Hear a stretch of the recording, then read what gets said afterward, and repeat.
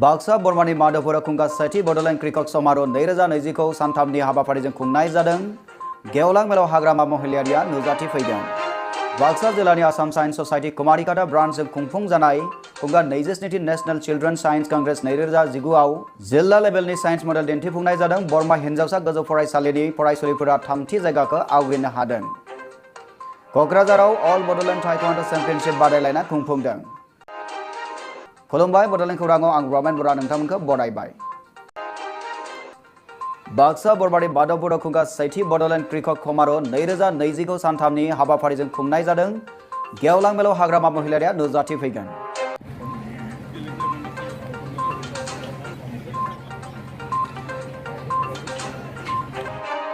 बाक्सा जिल्लानि बरमानि बेन्दोंआव थानाय माधवपुराव 9, 10 आरो 11 जानुवारि खालाराव सानथामनि हाबाफारिजों खुंगा सेथि बड'लेण्ड आबादारि जथुमा 2020 नि गेवलां मेलखौ 11 जानुवारि खालाराव खुंनाय जादों।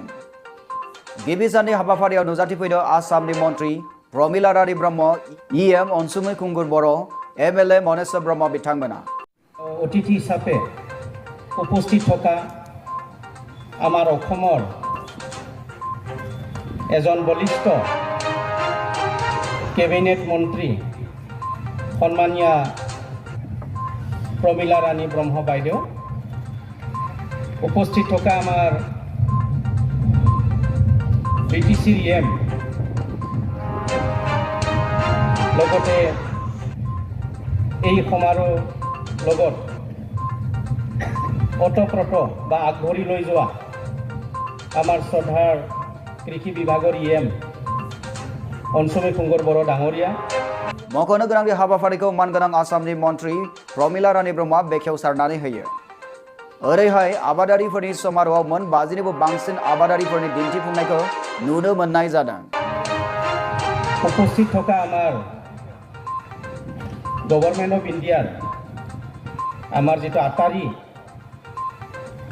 ইয়াৰ ডাইৰেক্টৰ আমাৰ অঞ্চলৰ পৰাই তেখেতে হৈছে। नैथि साननि हाबाफारियाव आबादारिफोरनि सोंगाब सोंनाय बादायलायनायबो खुंनायजों लोगोसे थाखो 10निफ्राय ग्रेजुवेटसिमबो सोंगाब सोंनाय बादायलायनाय खुंनाय जायो होनना मिथिनो मोननाय जादों। बाक्सानिफ्राय दिलीप बर'नि रिपर्ट, बड'लेण्ड खौरां। बाक्सा जिल्लानि आसाम साइन्स ससाइटि कुमारिकाटा ब्रान्चजों खुंफुंजानाय खुंगा 27थि नेशनेल चिल्ड्रेन साइन्स कंग्रेस 2019 आव जिल्ला लेभेलनि साइन्स मडेल दिन्थिफुंनाय जादों। बाक्सा बरमानि हिनजावसा गोजौ फरायसालिनि फरायसुलिफोरा थामथि जायगाखौ आवग्रिनो हादों। खुलुमबाय, आंनि मुङा थरायना लक्ष्मी बसुमतारी। आं बरमा हिनजावसा गोजौ फरायसालियाव 9 थाखोआव फरायो। खुंगा 27थि नेशनेल चिल्ड्रेन साइन्स कंग्रेस 2019 आव जों बरमा हिनजावसा गोजौ फरायसालिनिफ्राय साइन्स मडेल दिन्थिफुंनाय जादोंमोन। बेयाव थामथि बान्था मोननानै जों जोबोर गोजोननाय मोनदों। बावैसो इसरोजों अखाफोराव दैथायहरजानाय चन्द्रयान 2 नि मडेलखौ बानायनानै जिल्ला लेभेलनि बादायलायनायाव बै थामथि बान्थाखौ मोननो हायो होनना मिथिनो मोननाय जादों। थांनाय 22 सेप्तेम्बर 2019 खालाराव खुंजानाय बिगियान मडेल दिन्थिफुंनाय बादायलायनायाव बाहागो लाहैदोंमोन बरमा हिनजावसा गोजौ फरायसालिनि 3 फरायसुलिफोरनि मोनसे हानजाया। फरायसुलिफोरनि हानजायाव दंमोन गासैबो थाखो 9निफ्राय रुपाली बर', लक्ष्मी बर' आरो प्रतिमा नार्जारीमोनजों लोगोसे गाइड फोरोंगिरि महरै बाहागो लाहैदोंमोन शंकरदेव बर' आरो गपाल बर' बिथांमोना। साइन्स मडेल चन्द्रयान 2 बानायनायनि आन्दोआव गाइड फोरोंगिरि महरै दंमोन फरायसालिनि बिगियान आयदानि फोरोंगिरि रमेन बर' आरो सुभाष शर्मा बिथांमोना। थाखो 9 आव फरायनाय बे 3 फरायसुलिफोरा जिल्ला लेभेलनि साइन्स मडेल दिन्थिफुंनायाव थामथि जायगाखौ आवग्रिनो हानाया बरमा ओनसोलनि बरमा हिनजावसा गोजौ फरायसालिनि मुंखौ जोंथिस्रां खालामनो हादों, लोगोसे इयुन जोलैखौ थुलुंगा होनो हानायखौ रोखा फोरमायो। मख'नो गोनांदि बेबायदि साइन्स मडेल दिन्थिफुंनाया मोनफ्रोमबो बोसोराव खुंनाय जायो, जेराव जिल्लानि सिङाव थानाय माखासे सोरखारि खोन्दोनि फरायसालिफोरनिफ्राय बाहागो लानो खाबु होनाय जायो। मोनथिनो मोननाय बादिब्ला मडेल दिन्थिफुंनायजों लोगोसे बेवहाय साइन्स प्रजेक्टनि बादायलायनायबो जायो। देरहानाय हान्जाखौ स्टेट लेभेलाव लांनानै बादायलायनो खाबु होनाय जायो होननानै मिथिनो मोननाय जादों। ब्युरो रिपर्ट, बड'लेण्ड खौरां।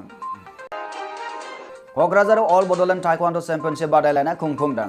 क'क्राझार सोहोरनि बड'फा नोगोराव थानाय सिकनाजार ताइक्वान्ड' जिमनासियामाव खुंफुंजानाय खुंगा 22थि दुलाराय बड'लेण्ड ताइक्वान्ड' चेम्पियनशिप 2019 आरो खुंगा 6थि पुमसे बादायलायनाया सानैनि हाबाफारिजों मंगलबारनिफ्राय जागायनानै जोबनानै थांबाय। दिनै अल बड'लेण्ड ताइक्वान्ड' एस'सिएशननि रुफाथि मायथाइ फोरबो, बे रुफाथि मायथाइ फोरबोआ मैयानिफ्राय जागायदों, गाबोनसिम जागोन। आरो बे रुफाथि मायथाइ फोरबोआव बानजाय आफादनिफ्राय मोनसे माउथपिस बहननाय जादों बानजाय आफादथ' नङा मेन आफादनिफ्राय मोनसे टाइकन्ड' होननाय खुगा लाइसि सुजुनाय जादों बे खुगा लाइसि सुजुनायखौ गाहाय सुजुगिरि हिसाबै आं खामानि मावनो मोननानै गोजोननाय मोनदों बे खुगा लाइसियाव जोङो क'क्राझार उदालगुरि चिरां बाक्सा बे मोनब्रै जिल्लानि गेलेगिरिफोरनि टाइकन्ड' फिल्डआव जेसेबांनाखि एचिभमेन्ट दङ बे रेकर्डखौ जोङो बे माउथपिसाव जोङो प्रिन्ट खालामदों All Bodoland Taekwondo Association बानजायनाव 10 आरो 8 जानुवारि खालाराव सानथामनि हाबाफारिजों खुंफुंनाय खुंगा 22थि दुलाराय बड'लेण्ड टाइकवान्डो चेम्पियनशिप आरो रुपाथि मायथाइ फालिथायजों लोब्बा लाखिनानै फुंबिलियावनो आफादनि फिरफिलाखौ बिलहोयो अल बड'लेण्ड टाइकवान्डो एसोसिएशन आफादगिरि राज्य सभानि एमपि बिश्वजित दैमा खुलुमबाय जोंहा दिनै रुपाथि मायथाइ अल बड'लेण्ड टाइकवान्डो एसोसिएशननि दिनैहाय जोंहा साननै हाबाफारि जाबाय गाबोन जोबथा हाबाफारि दा जोंनि बे हाबाफारियाव गोबां डिस्ट्रिक्टनिफ्राय नुजाफैनो हादों खाथि खाला जोंनि आसामनिनो लोगोसे वेस्ट बेंगलनि दार्जिलिंनिफ्राय नुजाफैदों बिहारनि फैदों इउपिनि फैदों आरो जोंहा लोगोसे इन्टारनेशनेल जोंहा रेफारिफोर सफैदों दिनै दिल्लीनिफ्राय उत्तराखन्डनिफ्राय हिमाचल प्रदेशनिफ्राय माखासे इन्टारनेशनेल रेफारि फैदों आरो लोगोसे जोंहा बे गोजोनथाव बाथ्रा जोंहा साउथ करियानिफ्राय सेंसं दं 9 दान ब्लेक बेल्ट बिथाङा बाहाय नुजाफैदों सानजौफुआव अल बड'लेण्ड टाइकवान्डो चेम्पियनशिपनि बादायलायनाय रुपाथि मायथाइ फालिथायजों लोब्बा लाखिनानै लुफुंनाय रुपाथि खाम्फाखौ बेखेवना होयो बड'लेण्ड टाइकवान्डो एसोसिएशननि गायसनगिरि गाहाय ग्रेन्ड मास्टार सिरिं लेप्चाया बे खुगा लाइसियाव जोङो क'क्राझार उदालगुरि चिरां बाक्सा बे मोनब्रै जिल्लानि गेलेगिरिफोरनि टाइकवान्ड' फिल्डआव जेसेबांनाखि एचिभमेन्ट दङ बे रेकर्डखौ जोङो बे माउथपिसाव जोङो प्रिन्ट खालामदों बेजों लोगोसे गेलेमुनि जि गोनांथि जि इम्परटेन्स टाइकवान्ड'नि जि इम्परटेन्स बेनि सोमोन्दै माखासे लिरबिदां जोङो बे खुगा लाइसियाव जोङो प्रिन्ट खालामदों आरो बेनिफ्राय आसामनि गभर्नर मानगोनां चिफ मिनिस्टार आरो बिटिसिनि मानगोनां चिफ बिथांमोननिफ्राय जोङो गाहाम हामलायथि रादाब जों मोननो हादों आङो मिजिंथिदों नैबे खुगा लाइसिनि गेजेरजों जों समाजाव मोनसे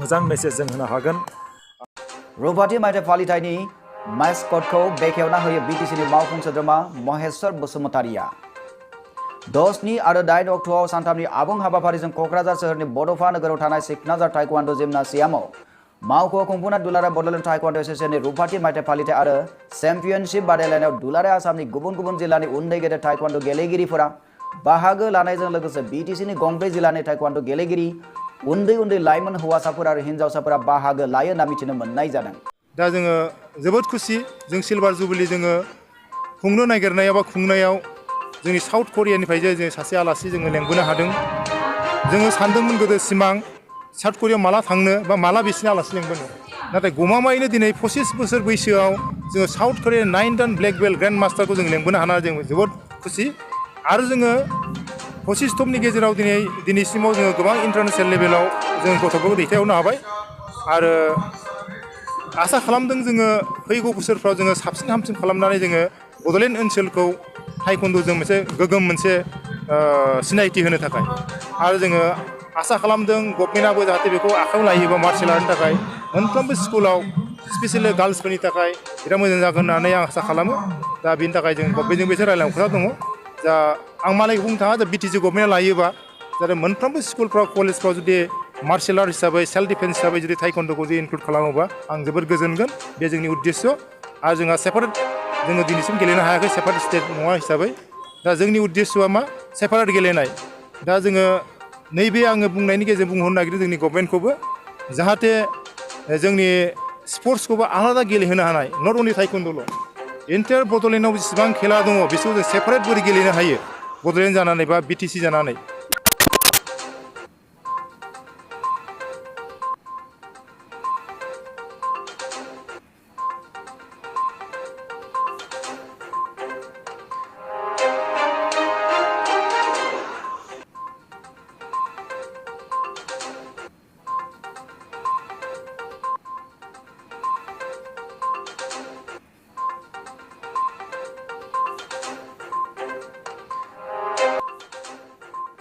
बे हाबाफारियावनो गाहाय आलासि महरै बाहागो लायो साउथ करियानि 9 दान ब्लेक बेल्ट देरहासार ग्रेन्ड मास्टार चां सिउडं बिथाङा।